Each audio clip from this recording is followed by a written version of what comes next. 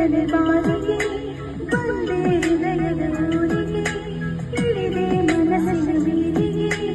ಯಾರು ನಮ್ಮ ಮೊದಲನೇ ಭೇಟಿಗೆ ನೀನು ತಿಳಿಸುವೆ ವೇಳೆಗೆ, ನಾನು ಬರುವುದು ಎಲ್ಲಿಗೆ.